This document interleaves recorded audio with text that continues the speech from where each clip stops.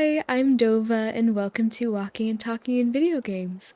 Tonight we'll be walking through Ark Survival Evolved while I gently talk you to sleep, discussing whatever my ADHD brain decides it wants to think about. I'm so glad you're here, and I want you to know that you are safe here, and I believe in you. Now, let's get to walking. We're going to be walking around Aberration today. I have sort of a base set up here. I think I'm accidentally crouching. My bad. I have a base set up here because I was doing a challenge playthrough where I was going to be playing with every dino being an alpha, as like a 100 days trial, and I ended up not finishing that. I think I made it to like day 80 something, which is pretty good, especially considering obviously playing with every dino being an alpha is pretty darn difficult. But so because I had downloaded a mod where you could basically make every single wild dino spawn in as an alpha. And so all these dinos that I had over here were alphas, but since I disabled the mod, they've reverted into their normal forms. But they had like insane amounts of health. But of course, because of that, knocking them out and taming them was very difficult. But these Spinos I had gotten, and that Megalosaurus, that Ravager, I had gotten to get rock drake eggs, only to take them home, put them in my incubator, not incubator, but in front of the air conditioners, and find out that the alpha rock drake eggs that spawn in via the mod don't hatch into anything because they're not like real eggs. So that was unfortunate because then I couldn't get a rock drake at all, and I had to try to figure out how I was going to beat the game without rock drakes. And then at some point after that, which I imagine would mean that I probably wouldn't be able to get a Reaper either. I've never actually tamed a Reaper in the normal game, but I imagine that with not, with birthing animals, creatures, oh my goodness, this is such a weird topic of conversation, but if the eggs don't hatch into anything, then I feel like the Reaper birthing process wouldn't turn into anything either. But just a theory. I didn't get a chance to try it because right around then was the time that I stopped playing because I realized that if every video that I made took 100 hours to make, then it was going to take months to get out every new video. And I didn't want to have to wait months between videos. I wanted to do something, have a niche that would grow a little faster than that. Plus, Ark is kind of, not that it's unpopular, but as far as YouTube videos go, there's not. Now, don't get me wrong, I love a good Ark challenge video, and there's several really good creators in that space. Like, I've watched some videos from Justify is really good because he makes really funny content, and it's like really well written. The storytelling is really great because he does it from the perspective of like criticizing his character, or at least like I'm picturing. He had this video where he played 100 days at level 1, and he was just constantly criticizing how useless his little level 1 character was, and I thought that was funny. And then Granty is another one. Of course, there's like Syntac, but I think he's just making pretty normal Let's Plays nowadays, just with mods. Who else?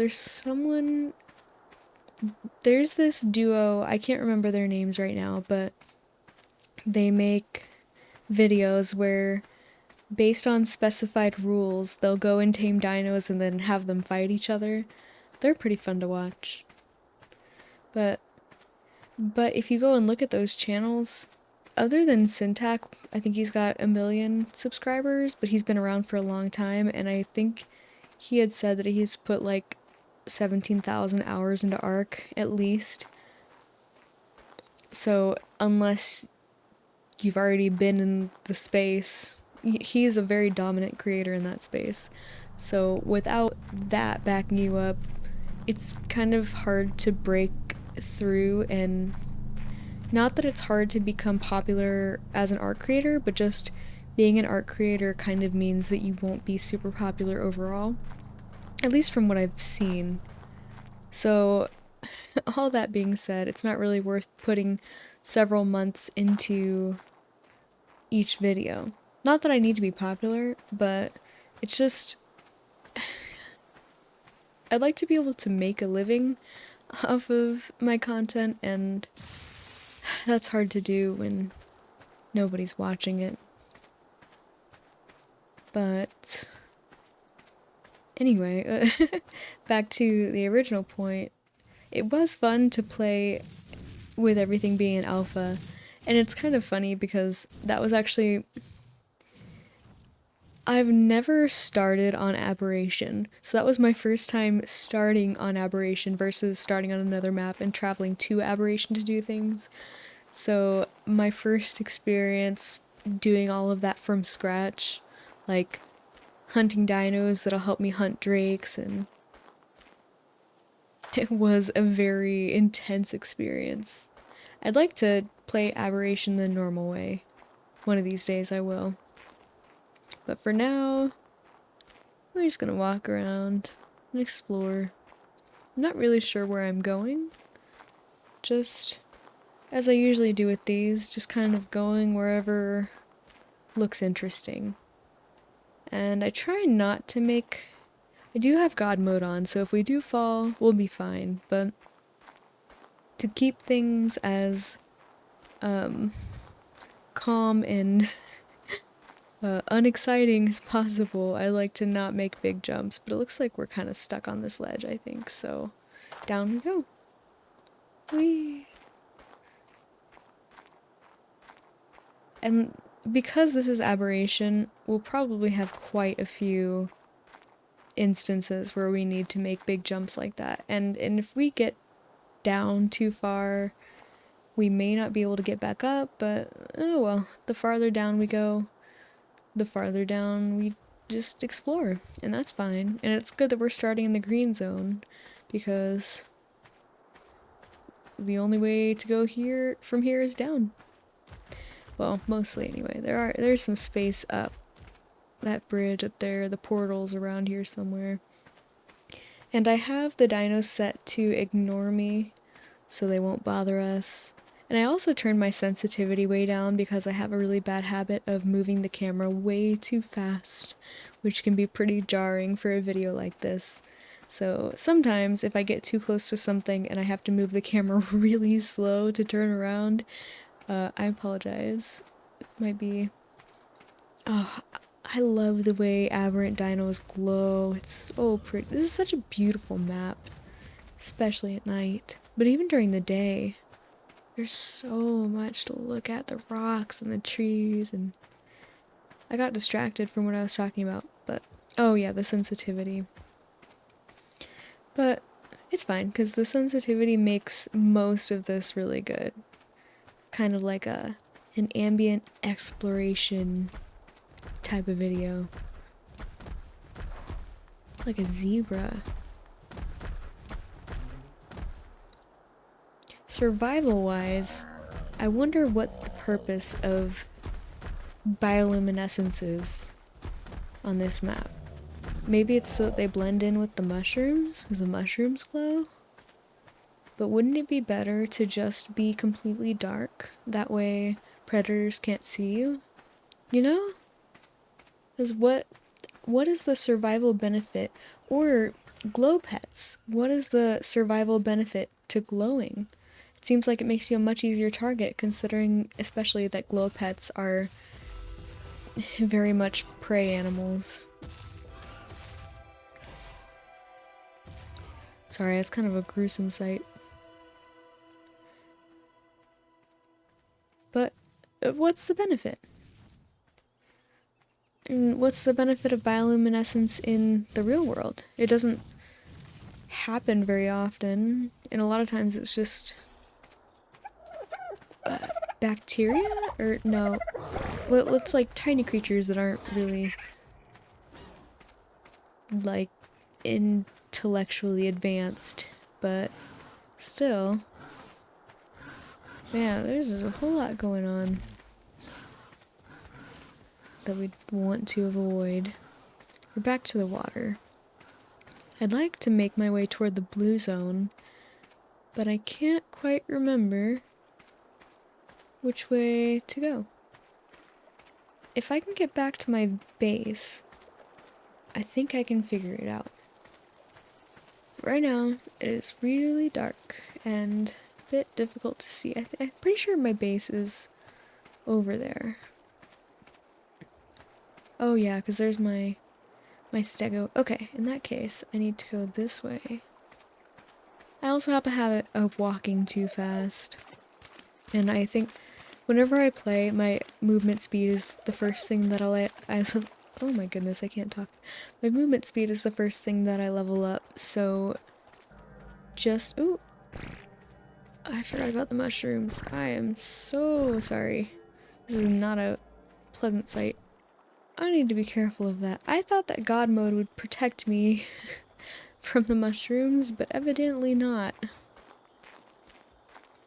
And that is not a fun thing to witness when you're trying to fall asleep, I'm sure.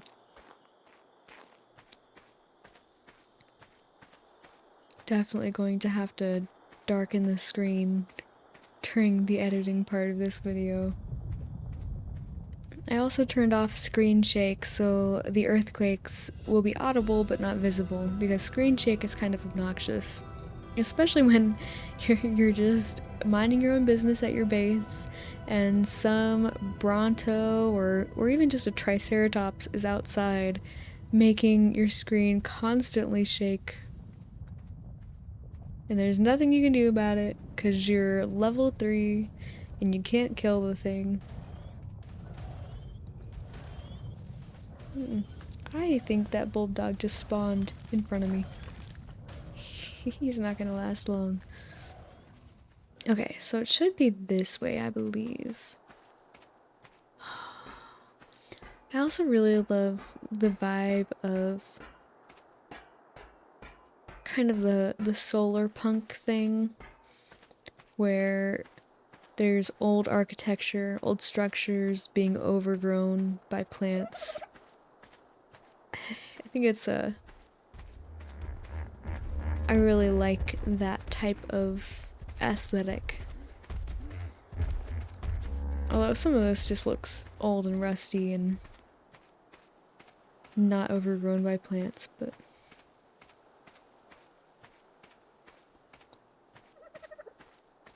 This way? Everywhere you look, there's something being attacked by something else.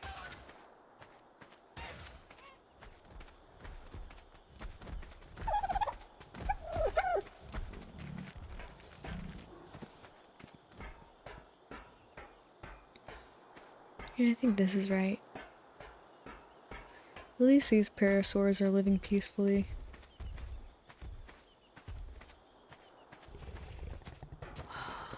Raptors. I love raptors. They're terrifying when you don't have any defense against them, but they are beasts. They can take on anything if you have a pack of decently leveled raptors.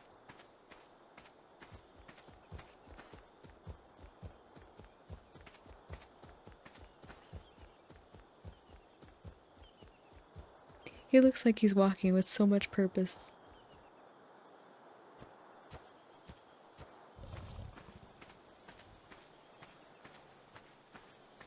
I recently picked up a mobile game again that I played like 10 years ago.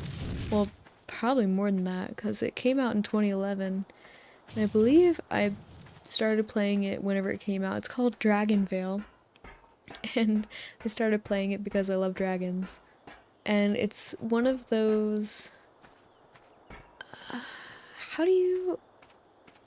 what's the word for the games where kind of like you have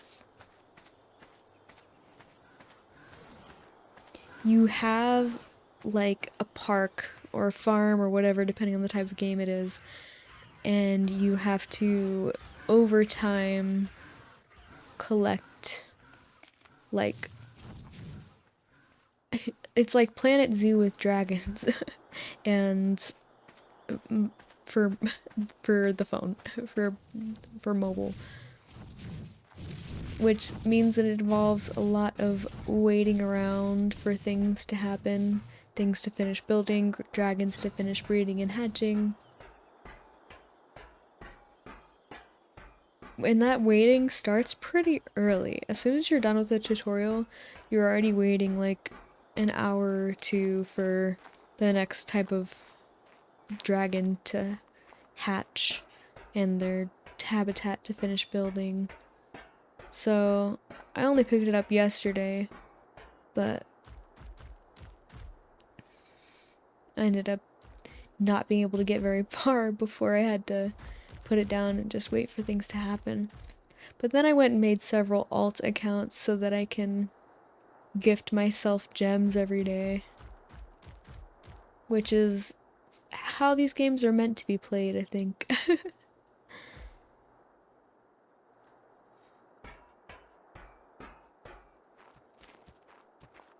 So now at least I've got a little more I can do each time I pick up the game. So I can do what I need to do every day 4 times, one for each park. I also have been trying to get back into Pokemon Unite, but it's really hard to play on my phone because every time I try to play it, my hands cramp up. And I have a Switch, but my Joy-Cons, my controllers for the Switch do not, they have really bad stick drift. So it always thinks I'm trying to aim my attacks where I'm not trying to aim my attacks, and for a multiplayer game, that makes things pretty rough. What else? There's something else that I picked up again recently. Actually, I might just be thinking about Pokemon TCG Pocket. Oh, I need a zipline. Hang on, let me fix this issue real quick. Okay, we should be good now. Oh, I forgot I need gas. Hang on. Alright, take 2. There we go. What a view. And I should have been able to just go down without the motor attachment, I think. But we'll probably need it later anyway. And if I do need to get back up somewhere, maybe I'll spawn myself in a crossbow and some zipline anchors. But we will cross that bridge when we come to it. Alright. Moving on, moving on. Going across the zip lines is so fun. Oh, you know what else I've been getting back into lately is collecting Pokemon cards. And actually, I hadn't really touched it in years since the X and Y expansion, and then, or one of the X and Y expansions, and then I got back into it like 2 years ago, and oh my goodness, okay, I guess we're gonna be collecting mushrooms before we can take the zip line. There we go. Oh. So yeah, got back into it 2 years ago, collected a bunch of Sword and Shield stuff, not enough Evolving Skies, which if you don't know anything about Pokemon card collecting, Evolving Skies was a set that had a very expensive Umbreon card, a very expensive, very desirable card, and therefore everyone was buying it out, driving up the prices, and it would have been a good set to invest in, but mostly missed out on it. So, but that's okay. And then once Scarlet and Violet came out, I stepped away. I wasn't really interested in collecting those sets, but apparently I should not have stepped away because now that this new set called Prismatic Evolutions is out, oh, the Umbreon from that set is already, the set's not even out of print. It just keeps getting quickly bought out by scalpers. But currently, the Umbreon from that set is $1,600, I think. Somewhere very close to that, which is absolutely ridiculous. It is beautiful. All of the EV Evolution cards from that set are gorgeous. And I'd love to have them. And it's actually crazy. I was scrolling through the cards from that set and looking at their values. I don't know that there's been a Pokemon set, maybe ever, with cards, with so many cards of such a high value. Especially a set that's modern and not vintage. I don't think, other than like first edition base set, which maybe can compare to that. I'm not even sure. I mean, I guess so, because I guess so, but still, but for a modern, especially for a set that just came out, that is crazy. And also, I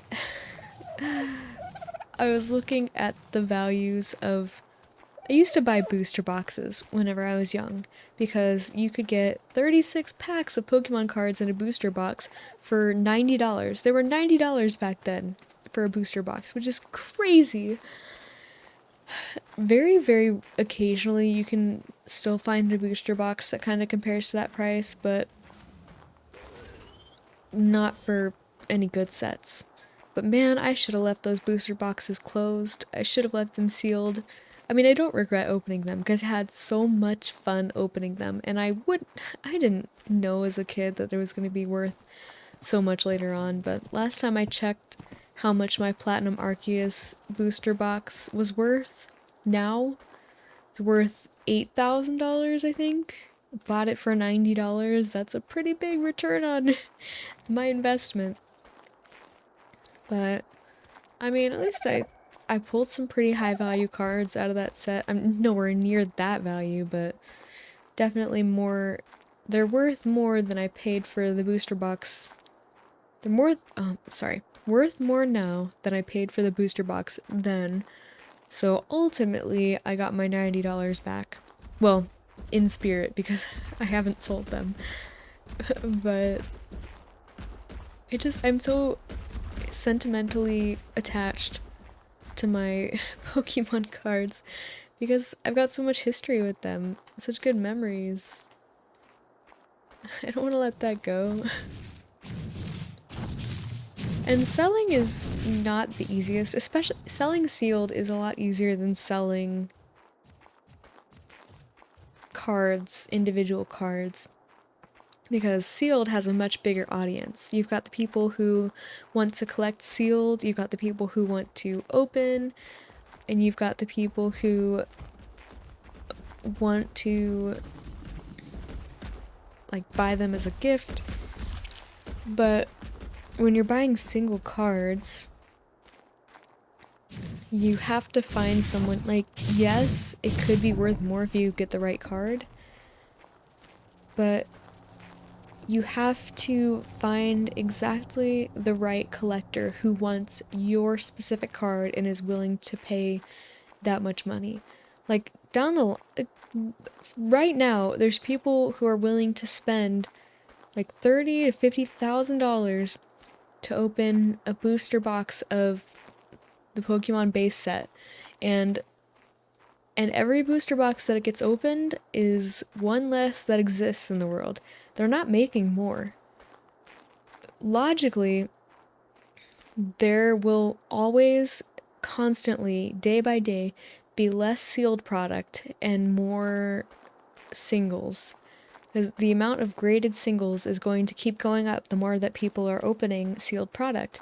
And then naturally, the more that people are opening sealed product, the more that the number of those that exist go down. So, but you have to be the right kind of person to invest and hold sealed product because you have to have the willpower to not touch it, to not let yourself open it, which can be really difficult. It's tempting, especially when you think you might get something really big, but then that just goes back to, even if you do get the big thing, yes, it'll be worth a lot more, but it's harder to find a buyer. And but if you knew that you were going to get like that $1,600 Umbreon card, it would be worth it because you can find a buyer for it. But odds are you will not get that $1,600 Umbreon card, and you will end up with a couple of cents, like a 10-cent random holo, and then you will have wasted a pack that would have been more valuable if left sealed. But that's just my 2 cents. Obviously, if you're into that stuff, then you want to invest in what makes you happy, because you want to feel proud and satisfied looking at your collection that you've got on display. Mine's on display, but in my closet. Ooh, shoot, how am I gonna get down there? Oh, I need to go that way.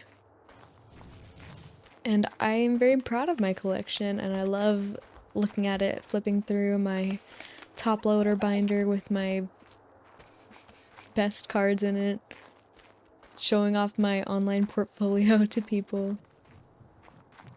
And so it's something that I can be proud of. So ultimately, if it makes you happier to collect the single cards, then go for it. Collect the single cards.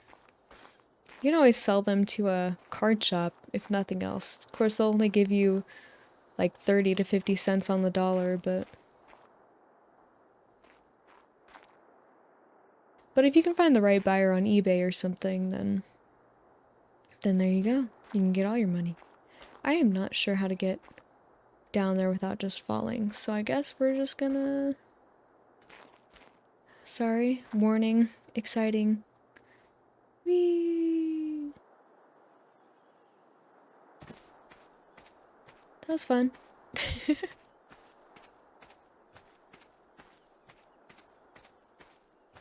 Such a beautiful map. I know I keep saying that, but it really is.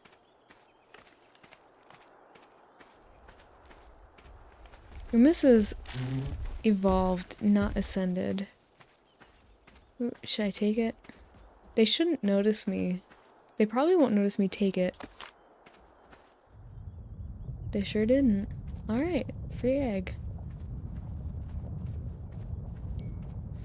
Now if I can remember which way that bridge to the blue zone was. I think it was to the left, but I thought I'd be able to see it if I walked over here, but I can't really see anything. I could walk down this way. It's not too terribly exciting. Not too steep. Not a fan of being jerked around by the earthquake. Oh, okay, we are gonna fall a little bit. This is pretty. Let me wait out the earthquake. Alright, that's better. Now we can go back to peacefully observing the surroundings.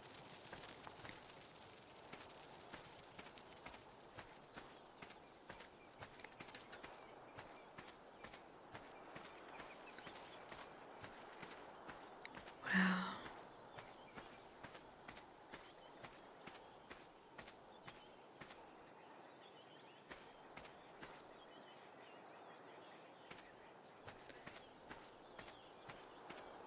I wonder if this would be more peaceful if I was just doing one of those walking long plays.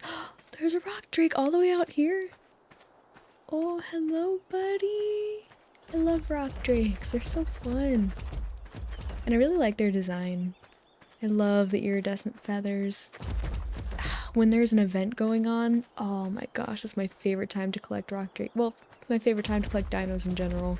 Because obviously they're pretty, but rock drakes. They are some great dinos to collect during an event.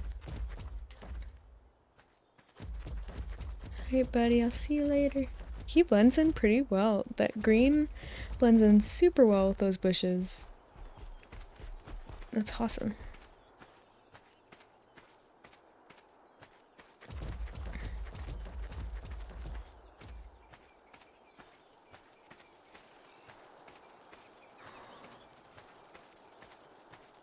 I feel like I'm walking through like Disney World or something. Like, it's just so cool. It reminds me of, oh, you know what's a good one is at Universal, if you're going on the ET ride, the line that you, because right, Disney and Universal make the lines for their rides cool. That way you have something to enjoy while you're waiting an hour to ride one ride. And this reminds me of the ET ride at Universal. Kind of the dark, but like dark with plants and rocks and stuff that, oh, a Shinehorn. Shinehorns are the best light pets. Prove me wrong. They're just so cute. I'd love to have a little pygmy goat in real life. Oh my gosh. Shine on, buddy.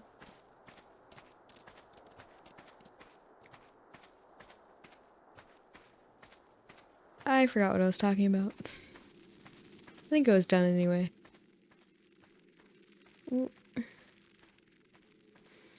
Man, they don't make the most pleasant sounds, do they? I love that there's plenty of ways that you can just walk up and down, like ramps going from the top to the bottom. There were a couple times, of course, as you saw, I'm sure, or heard, where I had to jump down, but that was just because I didn't have the patience to try to find the path. Ooh.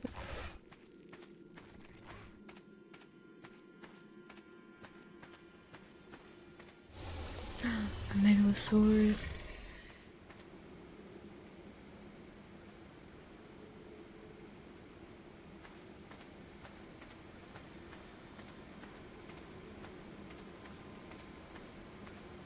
Oh, I don't even have anything to say during this part. I just want to look at everything.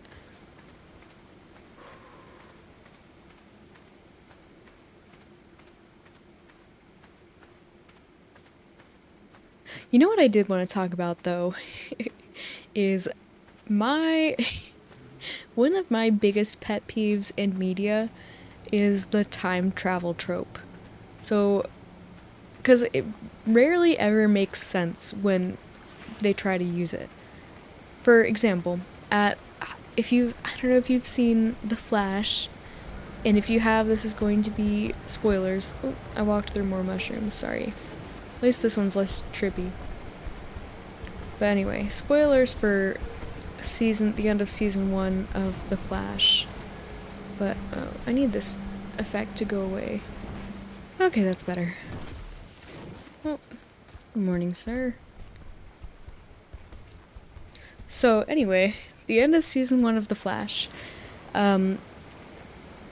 Basically, that whole season, the bad guy turns out to be this guy from the future.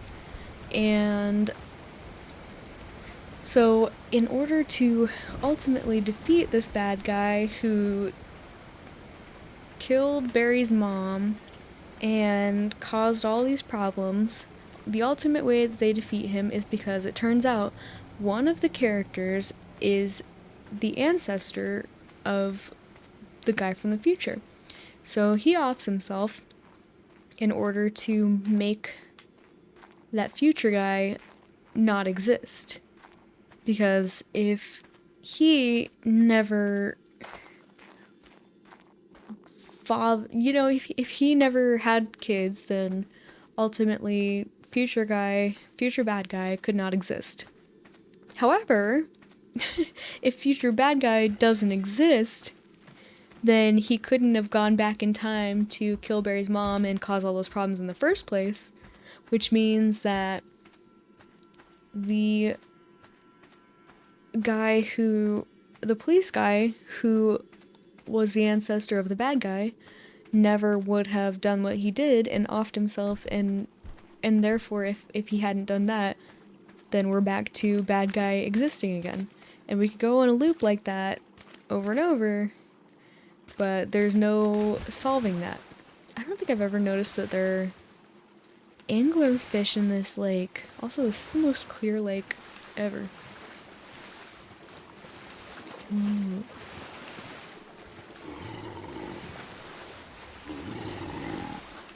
Something is making some weird noises. Ooh, a Dimetrodon.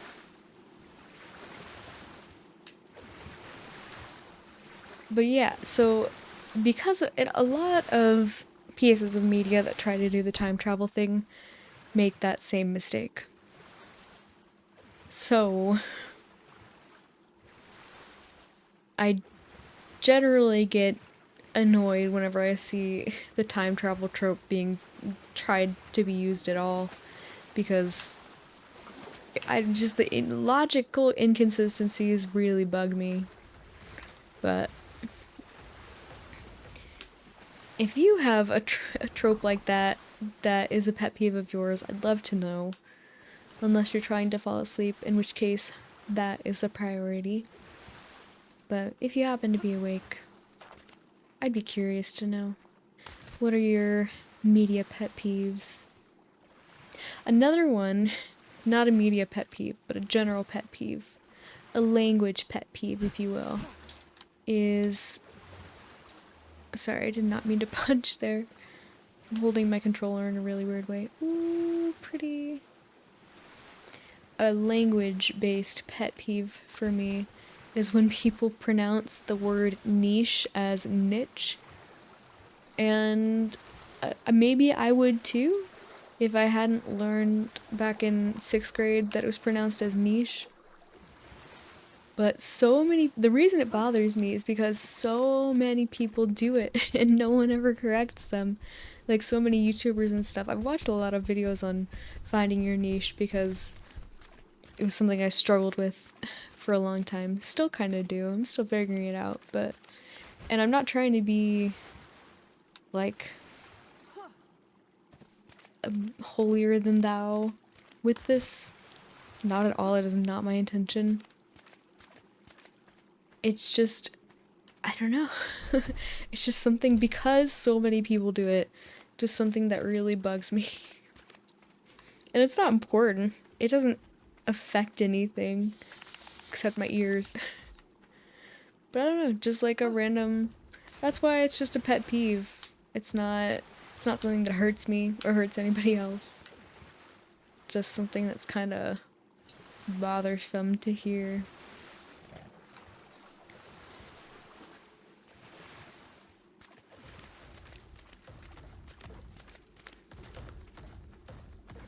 Oh, you know what else? I found my Pokewalkers yesterday from... if you've ever played Pokemon games, if you played Pokemon Heart Gold and Soul Silver, it's those little, what's the word? Pedometers that they included with the games, where you could put transfer a Pokemon from your game into the pedometer, which is shaped like a Pokeball, or shaped like a flat Pokeball. But put them into the pedometer and then walk around with it, and then your Pokemon would collect things for you. And I don't remember if it would level up in there or not, but would like find items. You could bring them back into your game, and it was so cool. You could have your Pokemon with you. And there's even a creepypasta that I read that involves a Pokewalker that had a creepy Gardevoir, I think. I don't remember the story of the creepypasta about that Gardevoir, but it definitely existed. But my Pokewalkers don't have anything creepy in them, I hope. I don't have the right kind of battery to be able to turn them on, but I've got them. And they're pretty valuable, I think. I'm not ever gonna sell mine, but because I have two, because I have Pokemon Heart Gold and Soul Silver. I'm cool like that. No, I'm just kidding. Um, but because I had originally gotten Pokemon Heart Gold, that was actually the first Pokemon game I ever played because I used to think that Pokemon was just for the boys. I was so wrong. Pokemon's for the girls. And the boys, I guess. But, so I'd gotten Pokemon Heart Gold and played it, absolutely loved it. For some reason, I named my Typhlosion Jaguar. I could not tell you what I was thinking. I was in 5th grade, so don't judge me too hard, please. But I didn't finish Soul Silver because I got that later on as a Christmas present from a family friend. And now I realize I absolutely adore Lugia. So now I would probably pick Soul Silver. But I also, because I started with Ho-Oh, I have a connection to Ho-Oh, so I have a hard time picking my favorite out of those two. But Lugia is just so darn cool. But Ho-Oh doesn't get enough love. I don't know. But yeah, I never finished Pokemon Soul Silver. Maybe I should. But it's hard to find the time to sit down and play games, you know? Well, it's ironic that I'm saying that while playing a game, but I'm doing it for a very specific purpose. Oh, you know what else? The creators of It Takes Two just came out with a new game, a new co-op game, and they had originally made, I think it's called A Way Out? No Way Out? I think it's A Way Out. And that's a co-op game that I actually never got a chance to play, but I've played It Takes Two several times with different people, and it is an amazing game. It's such a good game. And so now they came out with a new one that's based on two women who I guess are friends, and they're both writers. One of them writes sci-fi and one of them writes fantasy. And oh, I'm so excited. I'm excited for both of it, but especially like the fantasy elements. There's dragons. There's dragons in it. I just have to figure out who I'm gonna play it with. And I'm pretty sure I know who I'm gonna play it with. I was talking to him about it earlier today, but we'll see, because it's also $50, and that means that I have to find the money. But hopefully soon. I'm very excited. It looks really cool. And we already know that those developers can make really good co-op games, so... Oh, I walked through another bad mushroom. Okay, there we go. And it takes forever. Oh, is that a rock drake? Sure is. Didn't even notice him. Usually it's not hard to see them at all, but he is actually sitting still for once. Something around here is loud. Whoa, did I just walk through a rock? No.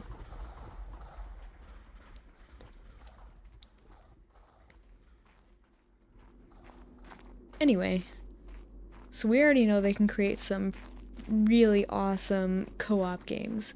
So I'm really excited to see what they've done with this one. But until then, I also got Planet Zoo because I would love to make some Planet Zoo videos, sleep videos in the future. So I figured that was worth the investment. I think it'll be a relaxing game to actually play versus it'll be a little different from the walking and talking videos because I'll be actually doing something other than just walking around looking at things. But I think it'll be interesting. Let's wait out this earthquake real quick. Anyway, I'm glad that those I keep wanting to say hurricanes.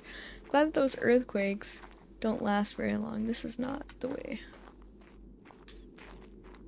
But still, they move you around a lot. I would just walk through them, except for the constant jerking around is not visually very fun to watch. Ooh, almost walked off a cliff there. I'm not sure how to get... I want to get down to the red zone, but for the life of me, I cannot remember how to get there.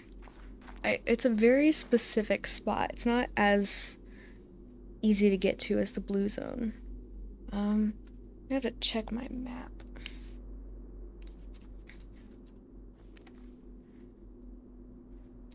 Oh, I thought for sure I marked the red zone. Also, the side of my map is cut off for some reason, the left side. I don't know why.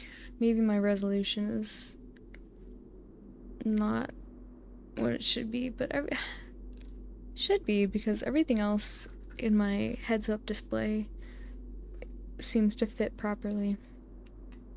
Shoot, I can't remember where the red zone is. I feel like it's this way. I'm just gonna go for it. Sorry. Excuse my character. Whee! What a nice... I should have gotten parachutes. At least then I could float around. He's got little boots, little stripy boots.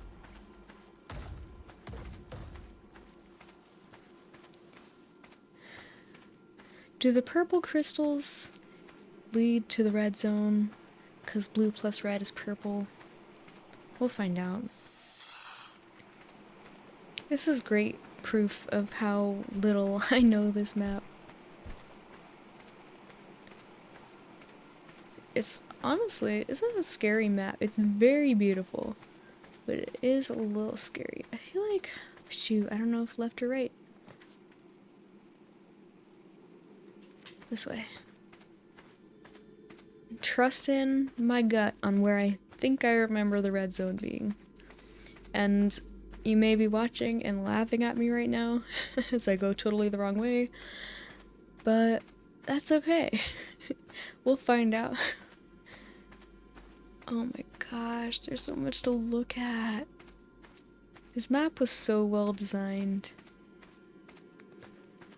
I was just gonna go, because my first two walking and talking videos were on the island, and I was gonna go to Scorched Earth since that's the next map in the story order.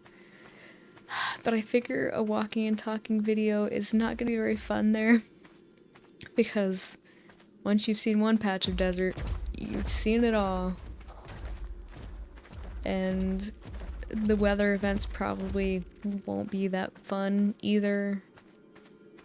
So it is probably not a very good map for this kind of thing. And I can definitely understand why a lot of people don't really like it in general, because again, there's not much variety in biomes, and the weather events are constant and very obstructive. Especially the sandstorm, when it puts sand in your pockets, or the heat wave, the super heat wave, where it kills you. But that's the only time you can find phoenixes, so... But then trying to find a darn phoenix, especially when heat waves can be 12 hours, real life hours apart. Oh my gosh, trying to find a phoenix. Phoenix hunting is so difficult. The only time I've managed to find one is whenever I was flying around, and for some reason, on my screen only, not my partner's screen, on my screen only, the phoenix was above the ground. And on his screen, there was nothing to be seen, but like ultimately, it was supposed to be below ground. I found the red zone! I did it! Now I just have to figure out how to safely get down there. Other side? Oh, there's... Okay, let's try this way. I told you I could do it. So what we had to do... we built the phoenix trap around it, and basically what I was doing was just like sitting there keeping an eye on it, not going out of render distance or anything because I did not want to lose it. And then he was going off, because we were in the same room, he was going off of my screen to figure out where exactly it was. And in hindsight, what we could have done was gotten a parasaur and have it detect wild dinos, because they can detect the phoenix under the ground. But we didn't do that. So we built Phoenix Trap, but what we didn't know is that the phoenix will just blow through a roof. So when you're building the Phoenix Trap around a phoenix that's in the ground, you have to make it like 2 stories, 2 levels. So he blew through the roof and was flying around, and again. So he blew through the roof and started flying away. And we didn't know about the rare flower thing that you're supposed to do, where you eat a rare flower and it makes the phoenix attack you so that it won't fly away. So we were just flying around on our fire wyverns and trying to hunt this thing down. But it was so fast, and it tamed so slow, so we weren't able to tame it, and we just had to.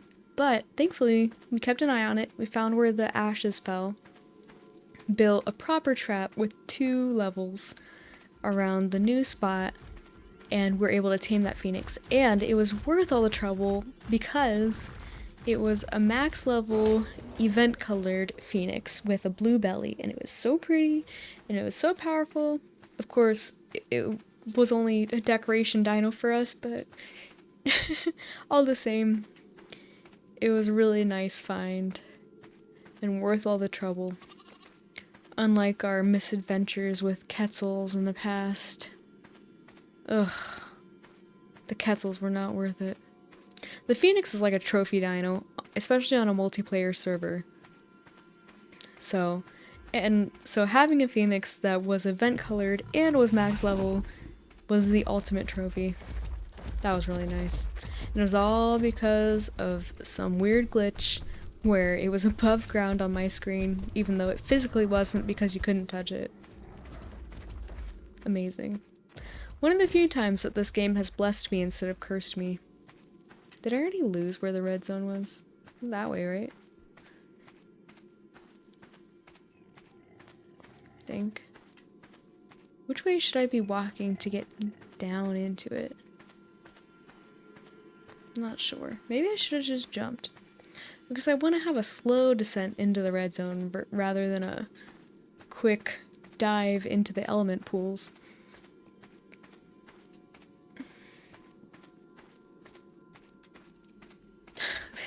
This map is definitely the most difficult to navigate because it's vertical instead of horizontal. Okay. I didn't even think about it, but I'm just hoping that radiation doesn't affect me in God mode. We'll see. Only one way to find out. I don't think it'll hurt me, but still the clicking and the screen effects will be too annoying.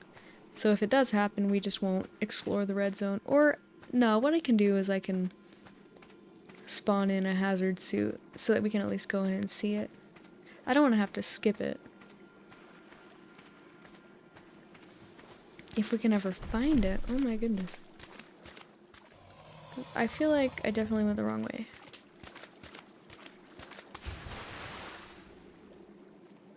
That's a little scary.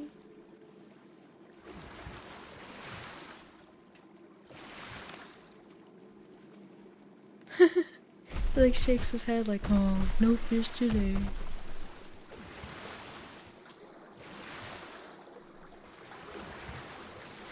You know what I might do tonight after I'm done recording is go ahead and I've been trying to not buy things other than the Pokemon cards I just bought, but that's an investment. That is an investment. But I'm really thinking about getting that co-op game. Shoot, what is it called? Split fiction. That's what it's called. Because the two girls are writers. They write fiction. Really thinking about it. And asking my buddy if he wants to play it tonight. It just looks so fun. Oh, I didn't even know it was coming out, and then I was on Steam today buying Planet Zoo, and I saw it. Although, if I record a Planet Zoo playthrough tonight, and then I can have all day tomorrow to play the other game. I don't know, we'll see. Definitely do want to, at least this week, try out a playthrough of Planet Zoo for the sake of a video. And then, if y'all do enjoy it, I'd be happy to make more. You know what? A memory came back to me either yesterday or today. I don't remember anymore. But basically, I've lived my entire life on spite. So, and I can think of 3 examples right off the top of my head. One of them, the memory that came back to me was, so whenever I was, gosh, I don't even remember how old I was. I was a kid, like maybe 10 or less. And I was at Denny's. Typical American hooligan going to Denny's. And I got the lumberjack special, which is a pretty big breakfast plate, and it had, I don't remember everything it had. I'm pretty sure it had pancakes and maybe a biscuit, and then of course it had like sausage, ham, and bacon, and oh, maybe toast, not biscuit, but it had quite a lot. Oh, and eggs, of course. And the waitress came around, and oh my gosh, my character will not stop pooping. The waitress came around, and she was like, "Are you sure you're gonna be able to finish that, honey?" Wait, let me do it in a southern accent.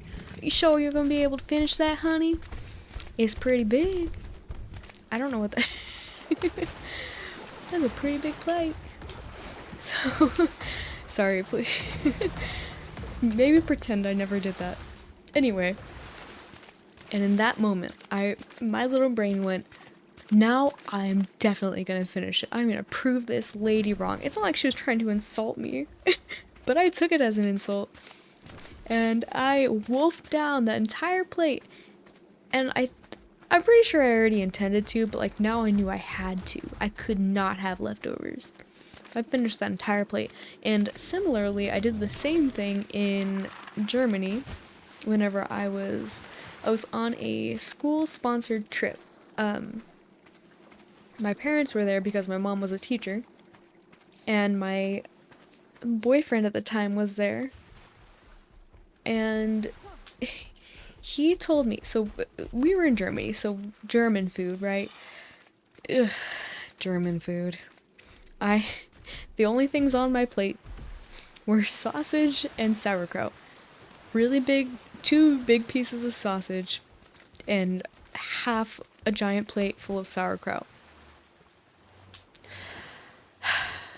I don't like sauerkraut or sausage, and it was a lot of food. Like, it was an American-sized serving, which is kind of surprising now that I know what European-sized servings usually look like. And my boyfriend told me there was no way I was going to be able to eat all that food. Naturally, at that moment, I knew I had to finish everything on my plate. Oh, yikes. This poor guy is not supposed to be stretched out like that.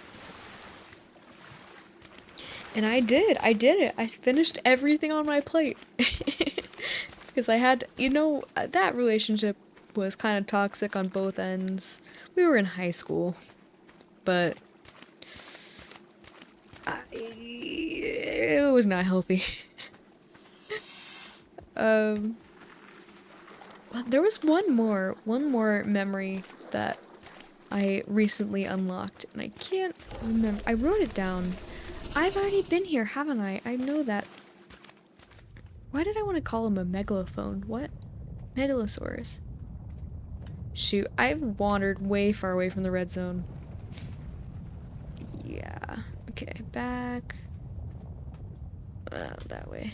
Let me look at what I wrote down while we wait out this earthquake. Okay, I found it. I found my note. The other thing that I did out of spite. So I have gotten 21 piercings over my life, which you wouldn't know by looking at me because a couple of them have been re-pierced and several of them I took out because they weren't, like, after months and months and months, they weren't healing. But, so when I only had 4, my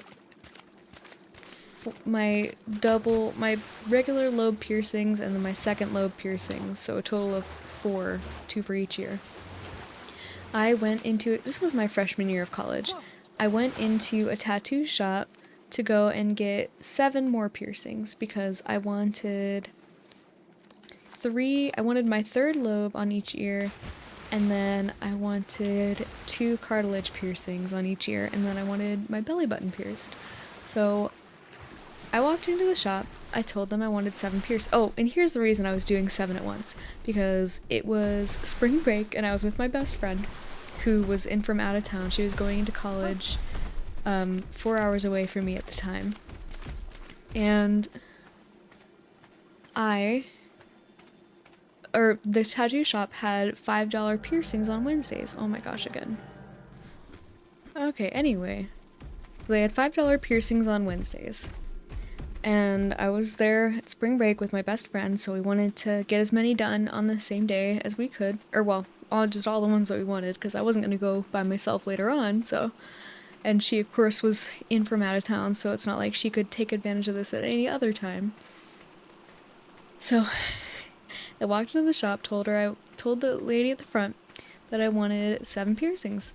And she looks me up and down, and goes, "You know if you faint, we're not going to refund you, right? We're going to stop piercing and we're not going to refund you." And I was like, oh, this girl, oh, I'm going to prove her wrong.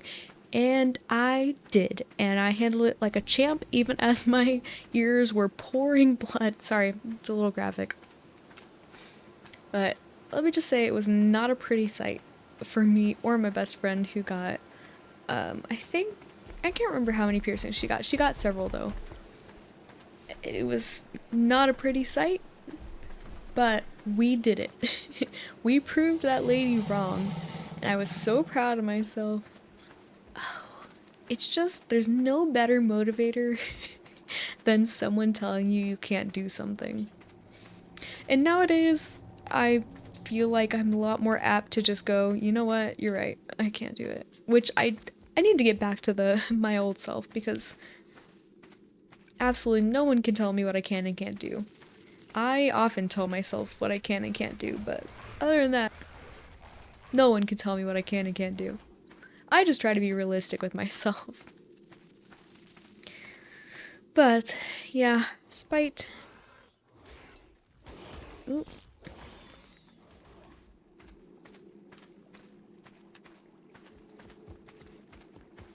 Like I said, no better motivator than someone telling you what you can't do. I'm getting back to the red zone. See, it's because you told me I couldn't do it. Just kidding. You are very sweet and I'm very happy to have you here.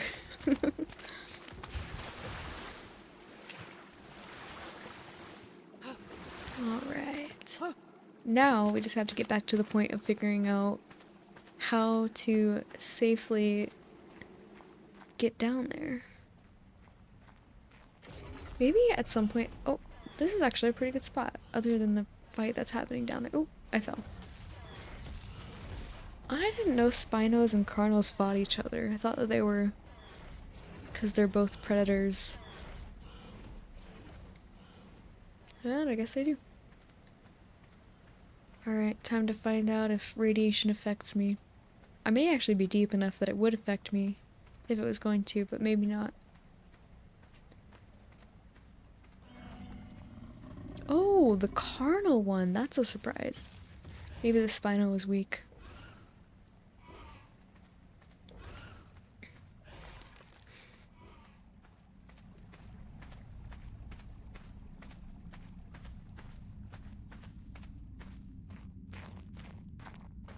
I will be honest.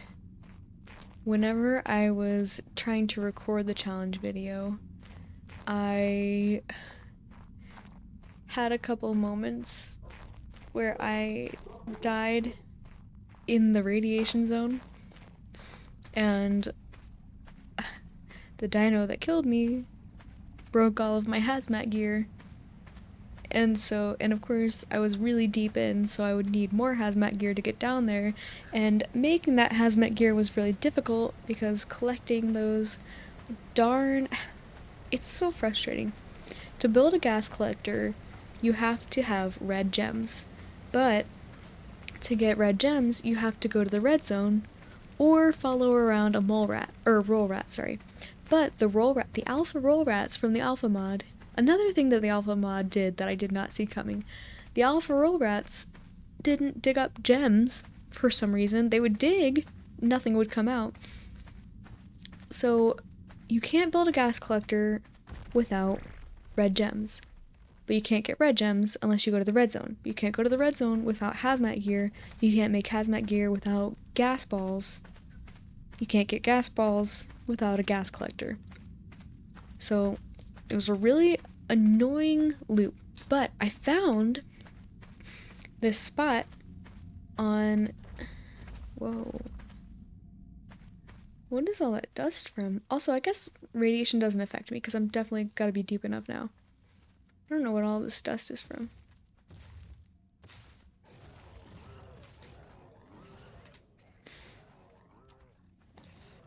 Whoa, what is that? Oh, it's one of those. From the Arc Editions mod. Whoa. Oh shoot, I'm being affected by a new mushroom. Ugh, these dang mushrooms are driving me nuts. I ended up, whenever I got affected by the freezing spores earlier, I spawned in a bunch of aquatic mushrooms so that I could make the effect go by more quickly, because I don't like to record while the mushrooms are affecting me because it's doing kind of harsh things on the screen. I don't want that to bother you. But speaking of harsh things on the screen, I went looking for a command to make the mushrooms not affect me, but it seems such a command does not exist, so we're just gonna have to bear with it, I guess. Or stock up on a bunch, because these red mushrooms, the mushroom that helps negate the effect of the mushrooms down here in the red zone is the mushrooms that also put you to sleep. So once I get rid of the effect of the mushrooms down here, I'm then under the effect of the mushrooms that put you to sleep. So it's a lose-lose. Oh, look at them jumping out of the dirt, it's so cool. Anyway, lose-lose. So either way, there's always something happening on the screen, and I don't want flashing things on the screen while you're trying to sleep. Ugh. But we deal. I just will cut as much of that out as I can. And if I need to dim the screen a little bit, I will do that. I definitely will do that for the crazy psychedelic ones. I wonder if... I bet element wouldn't hurt me. Let's find out. Oh, I remember what I was saying. Oh, that's a pretty rock drake. Whoa.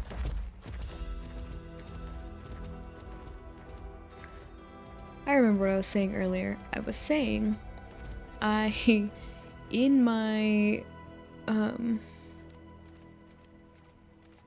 video that I was trying to record of the all dinos being alphas 100-day challenge. I had an awful experience where I got killed in my hazmat gear way deep into the red zone, and I couldn't get back to my stuff, and my megalosaurus was down there too, so I ended up losing everything, including that hazmat gear that I put so much time into making, and my megalosaurus, whom I was very attached to. That really sucked. Like, sometimes this game can really make you emotional.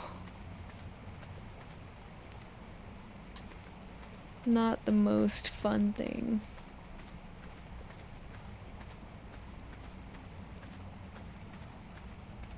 But when the game's not ruining your life, it can be enjoyable. Oh, again. Okay, I ended up just spawning in a hazmat suit. I was trying to avoid it because I didn't want it to block parts of the screen, the helmet, but the mushrooms, the mushrooms are getting to be too much. So, the more we can avoid it, the better. A jellyfish. How is there a jellyfish surviving in the element waters without weird mutations? I don't know. Shall we collect some plant species Z seeds? Oh, the plant still knows that I'm here even if dinosaurs don't. Interesting.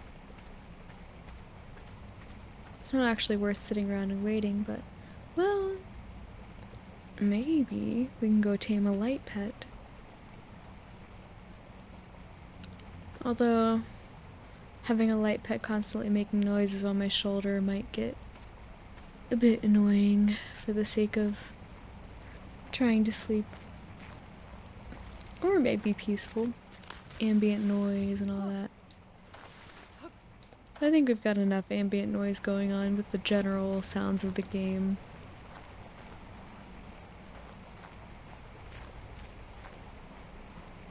I want to get back to the big area where you can just dive straight down so we can see some rock drakes, but I think that was more this way.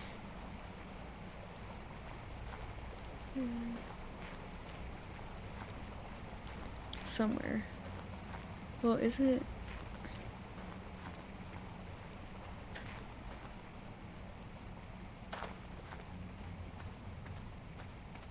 So I'd like to at least go visit some rock drake nests while we're here.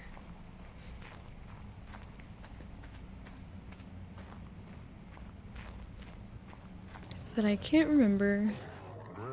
Oh. Can't remember how to get there.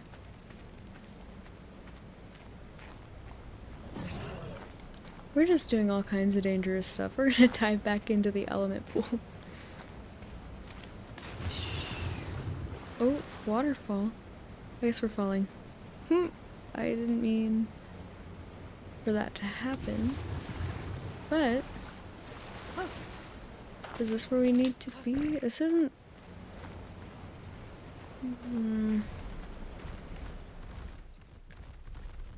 This might be where there's... Oh my goodness. Another fight between Carnos and a Spino. A featherlight!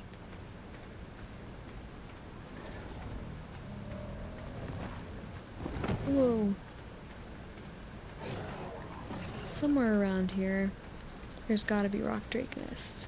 And if there are, there might still be those... Oh no, I bet the alpha eggs would have despawned whenever I took off the alpha mod, so I can't show you. But basically, they looked like Rex eggs.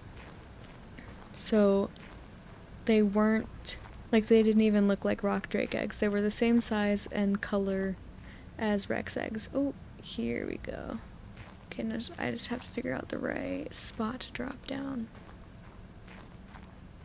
Well, I guess we're just going this way. Because around here, there are drake nests. Quite the fall.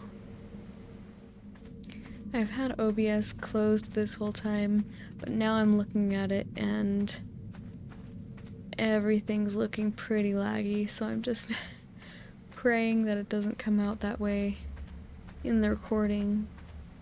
Editor Dova here. Unfortunately, all the footage after this point was pretty much messed up because my graphics card just could not capture this point. I don't know what was different about being at this depth of the map, but pretty much all of the footage is one frame at a time, like one frame every 15 seconds, super, super slow, except for this part that I'm showing right now. Whenever I got to the rock drake den, for some reason, this worked, and the rest of the walking around to get to this point did not work. And it wasn't even just the falling, which I could understand that because everything's moving really quickly, but just normal walking around after I fell down was, my computer couldn't keep up. I mean, there wasn't much that you missed anyway because I made it to this rock drake nest and got stuck in a rock before I could even try to grab an egg. And then at that point, I gave up and said goodnight. So instead, I'm going to go ahead and say goodnight now. I hope you had a wonderful time, and I really, really, really appreciate you being here. And I'm so glad that I could be a comforting voice to help you either fall asleep or just feel a little less lonely today. I very much enjoy making these, and I love the positive feedback that I get from you guys. But I really hope that my content genuinely helps you, and if it does, I'd love if you'd let me know. But if not, that's also completely okay. I'm just happy knowing that you're here and that I could bring a little bit of comfort to your life tonight. So anyway, thank you again, and hope you have a wonderful night, sweet dreams, and sleep well. Good night.